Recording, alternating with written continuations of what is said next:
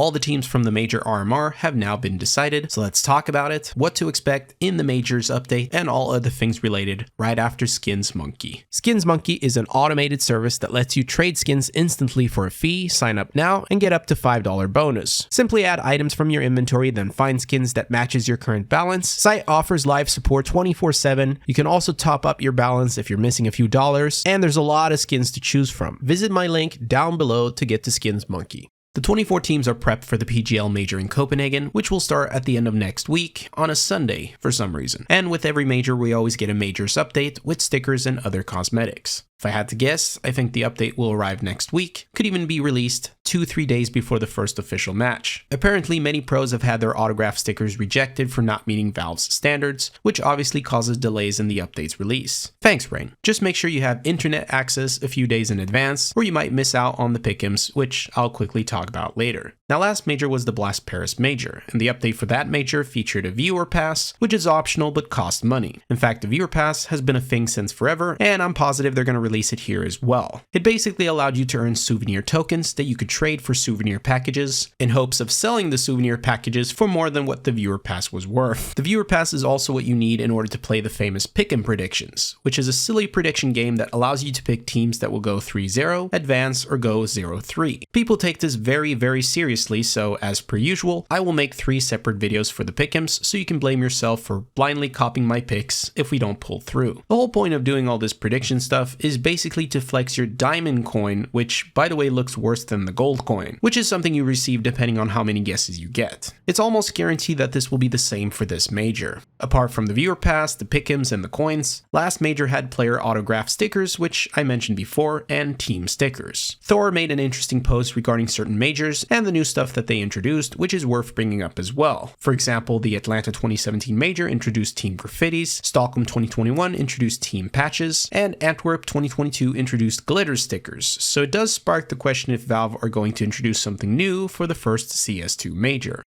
But let's be real, they're probably going to copy-paste their previous work. It would at least be in your best interest not to hope for anything big, or you will get disappointed. But with new teams being part of the major, this also means new team stickers, which was pointed out by Remix, and something I know a lot of you are excited for. It's refreshing to see new team logos that you can plaster to your skins. But the major, while having new cosmetics, which is cool in itself, is of course more about the players, which, speaking of, we know which teams advanced, but this obviously means that certain teams and players didn't. And here's that list thanks to Jude. It's kind of crazy to see so many Danes in here, with of course noting Astralis not being part of the major. Dupree is also a big one in this list since he was the only player to be part of every single CSGO major that has ever existed. He is also the only player to have won 5 majors. Nip is here as well, of course delivering on the usual disappointment, and out of the old heroic roster, you know, this one before all the drama, only 2 players made it through. And this by Brazil Storm CS has a great post showing how 9 players out of HLTV's top 20 from last year will not be part of the first CS2 major. It's a real shakeup for sure. But instead of focusing on who we lost, we get some new faces as seen here by Cucumber, who couldn't even fit all the players in one post. Welcome all you new people. What's crazier is how 1/3 of all major players have never been part of a major before, and this will be their first. That is a pretty crazy statistic, and of course should give us some interesting games. Now we can't ignore the fact that there's been heavy discussions around the formats and rules of the major, including Valve's own team ranking, which was released last year. To avoid confusion, this is a totally separate thing from HLTV's ranking. Valve decided that starting from this major and moving forward, their own team ranking would decide the seeding method for teams at both the RMRs and the major. This includes which teams would be part of the first stage, known as the opening stage, and the second stage known as the elimination stage. Being included in the elimination stage is a big deal, as you can imagine, for the players, since you would effectively skip the opening stage of the major, where anyone, even the best teams, can lose because of how the major is played out. Not to mention that there are still BO1 matches in the major, with less rounds being played now because of MR12. Nasty stuff, but if you want to discuss all this in the comments below, be my guest. Just make sure to keep it civil, show your best sides, I know you can, I've seen you do it. You might wonder how Complexity was able to get into the elimination stage even though they are ranked 13 and were not one of the top teams of the Americas RMR. Martin has the explanation. The number 1 seed in the Americas was assigned as the 5th seed at the major due to Liquid's 5th place finish at the last major, so they got the last slot even though they didn't finish with the best results. And obviously there are mixed feelings on online because of it. The site I'm using right now is called csleaderboards.net, free shoutout, it's great, and it automatically fetches the latest team rankings from Valve. It also automatically updates the Premier rankings, so you can check out who the top cheaters, the top players are. But because we already know which teams are in the opening and elimination stage, we also know the first matchups according to the seed, which is pretty exciting. I guess for now, the best thing to do is wait for the update, and hopefully we'll get us a banger major. Peace.